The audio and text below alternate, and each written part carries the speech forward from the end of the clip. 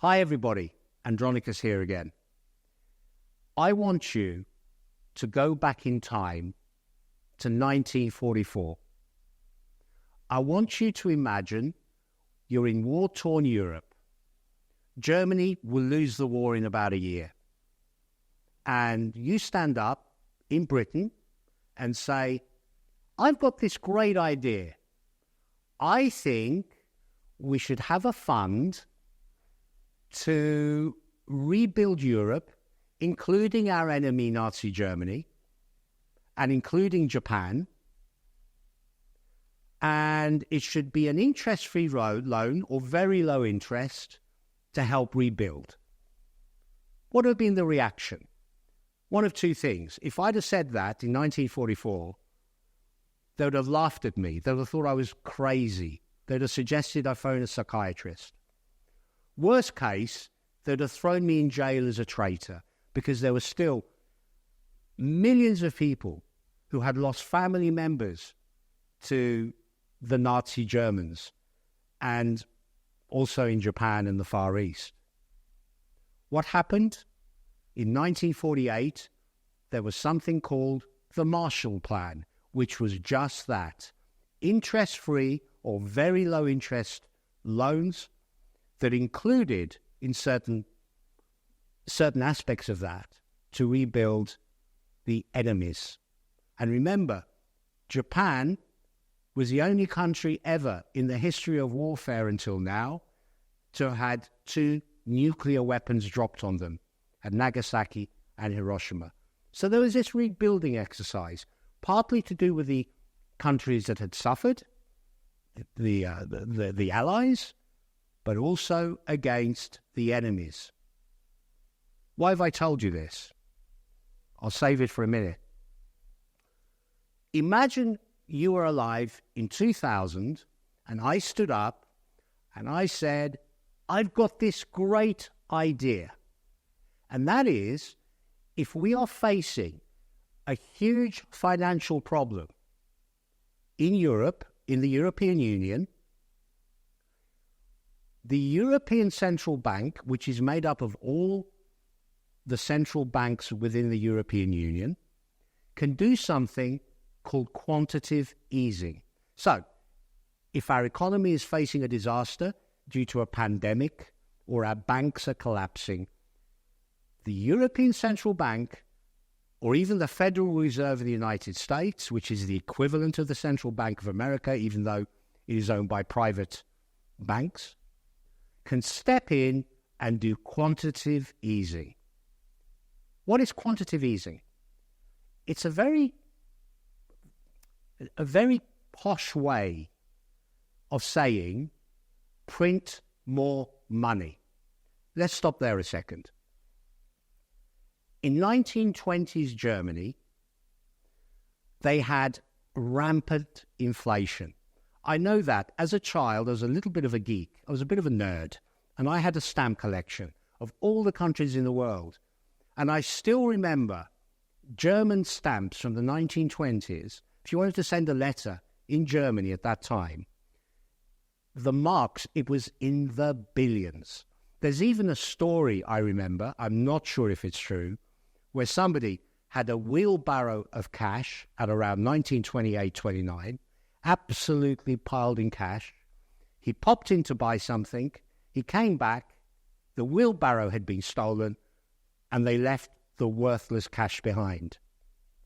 Now, what does that mean? Well, banks, when they need money, or governments, cannot just print money. There's got to be a system in place. However, what I told you actually happened. Quantitative easing happened in around 2005, also after the banking crisis of 2008. They did print money, but didn't make it wasn't public knowledge, because if you print more money, it becomes less valuable.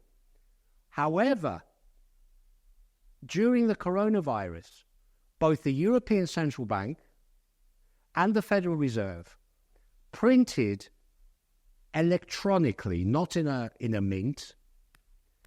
They printed electronically billions upon billions of euros and dollars.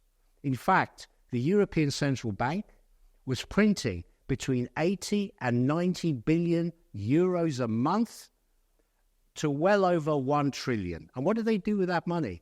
They didn't just give it away. They lent it to other central banks, to lend to banks, and to lend to reputable corporations so they could keep the economy running. It is a method used to stimulate the economy in a disaster scenario.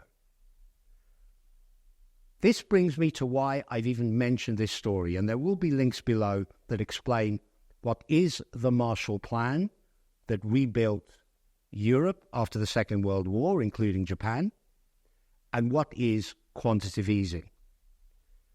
But here is what I am proposing, and nobody has ever suggested this before, and that is to get the President and government of Turkey and the President and government of Cyprus around the same table to stimulate talks for a settlement. And we'll include the leadership of the North, Northern Cyprus, I am suggesting, in parallel to any political settlement, that what I will do if I'm elected as a Euro MP is I will lay seeds. I will lay seeds to have a combination of quantitative easing from the European Central Bank and a Marshall Plan to raise an enormous amount of money to get a settlement, to get any type of settlement. We need political solutions, but we also need money. And what I am recommending, and I've used a figure of 100 billion, which in the overall economy of the European Union is tiny, is that the European Central Bank, I'm not suggesting they provide all the funding, they provide most of the funding, which won't cost them anything because it's electronic money. I am proposing they lend it to Turkey, for Turkey to give it to us. I'm not discussing the percentages. I'm saying it should be zero or very low interest, and that money can be used to get a settlement for the Cyprus problem, because I am sick and tired of hearing the word Cyprus problem. It has been 50 years since the 1974 invasion. It is 20 years since Greek Cypriots and Turkish Cypriots voted on the Annan Plan. Let's move forward. I will lay seeds. I am not saying if I am elected, I will turn up in Zurich at the European Central Bank, knock on a few doors, and then come back with a few suitcases of 100 billion in cash. I'm not stupid. I'm not saying it. I will lay seeds. Now, why have I said 100 billion? This is where we've got to look into the potential solutions. In my presidential manifesto, which was February 2023, I gave a blueprint how, if I was elected, I would resolve the Cyprus problem. It's on my website, andronicus.cy. I have the full manifesto there. It's section 32. It runs to several pages. I believe it's 12 pages in English and around 9 pages in Greek. Well, it's the other way around, actually. And I gave my blueprint, which is, if the Turks want a legal divorce, if we decide we do not want to be a united, one happy country, I am saying I was willing to talk about it. Now, I am not treading on the government's toes. I fully accept Mr. Christodoulidis and his government are doing their best to get the Turks round the table. I'm not going to interfere with that. I will not interfere with that until December 2026. Then I will. But until then, I've laid seeds where a settlement can happen.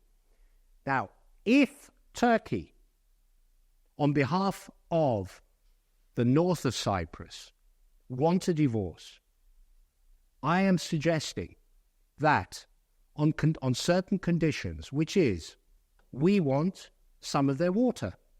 They've built a pipe between southern Turkey and northern Cyprus. It carries water to our island.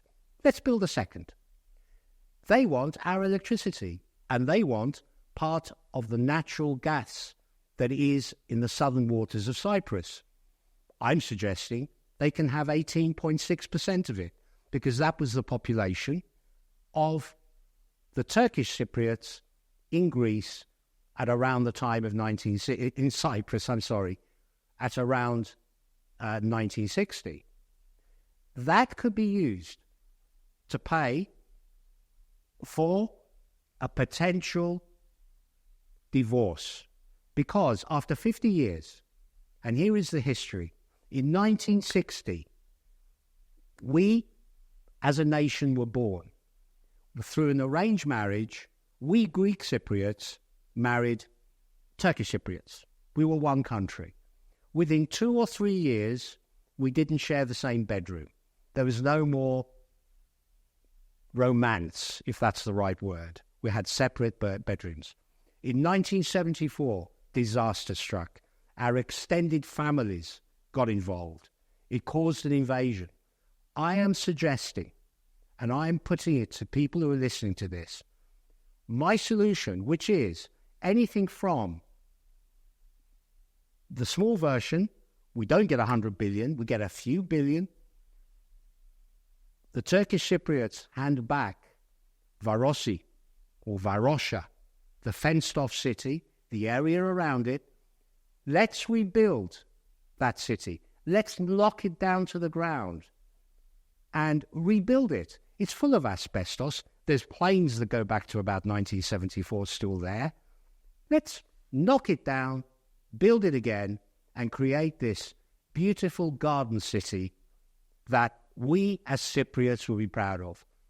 The other extreme, which involves politicians, such as our two governments, with the involvement of the northern authorities, is if they want a divorce.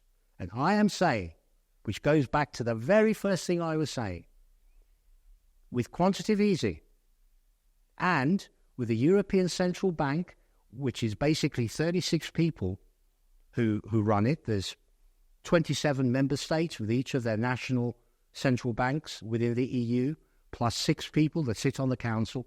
33 people can help us fund a settlement that politicians could decide how much is payable by Greek Cypriots or Turkish Cypriots, and that loan, similar to the Marshall Plan and similar ones, doesn't have to be repaid for 50 years. No capital needs to be repaid.